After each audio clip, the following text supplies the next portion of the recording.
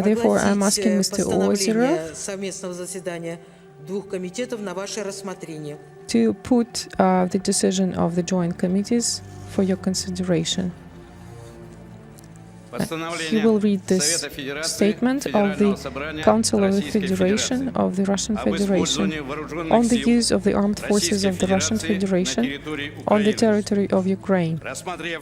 Having considered the appeal from the President of the Russian Federation and based on the interests of the safety of the citizens of the Russian Federation, our country's fellow men, and the military staff of the armed contingent of the Russian Army and Navy deployed in Ukraine in accordance with the international agreement and the Autonomous Republic of Crimea, and in accordance with the Clause G, Part 1, Article 102 of the Constitution of the Russian Federation, the Council of Federation of the Federal Assembly of the Russian Federation has wrote the following: to give consent to the appeal of the Russian Federation to use the armed forces of the Russian Federation on the territory of Ukraine until the normalization of the political situation in Ukraine is achieved. Second, this decision comes in force on the date it is signed. I am asking for your support. Do you have any questions to Mr. Ozerov? No questions.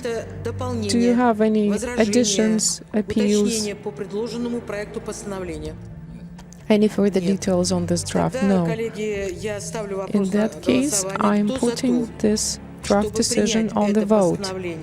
Those who are in favor on passing this draft decision of the joint committees, please vote. Vote in progress.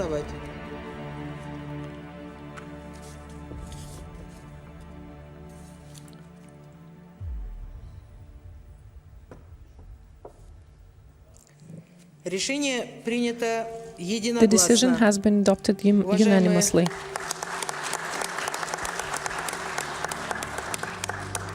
And we begin with the breaking news out of Ukraine. Events there are changing by the hour. The latest, Russian President Vladimir Putin has secured approval from his own parliament to send in Russian troops into the strategic region of Ukraine known as Crimea. Now, this seems to formalize what Ukrainian officials have been saying, that Russian troops are already there. Aircraft have been spotted overhead and armed troops have been seen on the ground. Putin says he is just protecting ethnic Russians in the area following the ouster of Ukraine's pro-Russian president last week. But Ukrainian officials are accusing Russia of an actual military invasion and occupation. Fox News radio correspondent Jessica Gallagher is joining us now on the phone, and she's on the ground in Crimea. Welcome, Jessica. Tell us what's going on right now and the latest about the tensions, and what are you hearing from the Ukrainian people? Thanks for having me. I basically arrived here in Crimea yesterday, just got in by the skin of my nose. After I landed, armed Russian-speaking gunmen took over the Simferopol airport here in Crimea. They also took over a strategic military airport here. As we were taking the taxi on the way to our hotel, we were also stopped by tanks and armed men. They had machine guns, pistols, riot gear. We were in our taxi, we were stopped, and we were basically had to roll down the window and speak to the men, and I asked if they were Russian or Ukrainian. There was no response. Since then, obviously, we've gotten word at least that Russia has given the green light, as you mentioned, for Russia to basically officially put troops here in Crimea. There is quite a lot of tension, as one can imagine.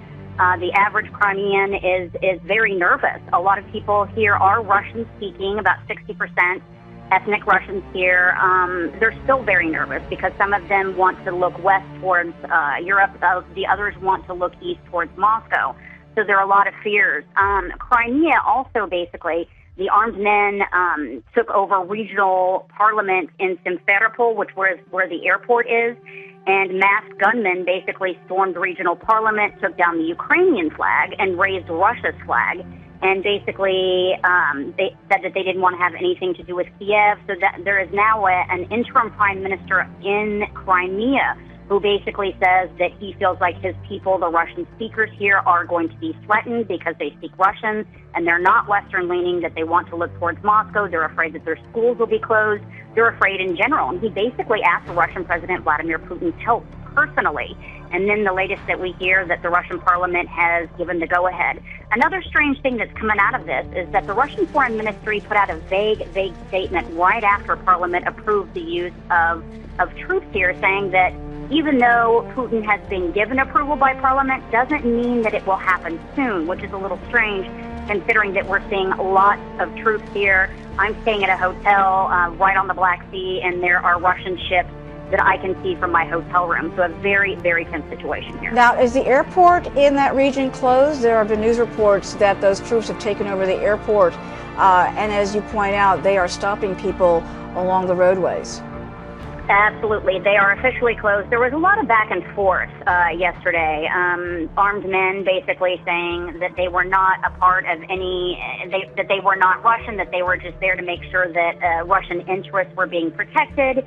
And then Ukraine's government, the interim president, came out to say, wait, no, we understand that our men tried to take over the airport, but it's not true. Flights are still going in and out. And then we hear from Ukrainians, international airlines, and they say, we can't land. You know, the airspace has been violated. I have colleagues that tried to fly out yesterday. No one is getting in or out of this area unless you're military. Wow. Obviously, the stakes remain quite high there. I know you're going to be following this story very closely and report back to us about those developments that are changing by the hour. Jessica, thank you so much and stay safe. Oh, it's my pleasure. Thank you.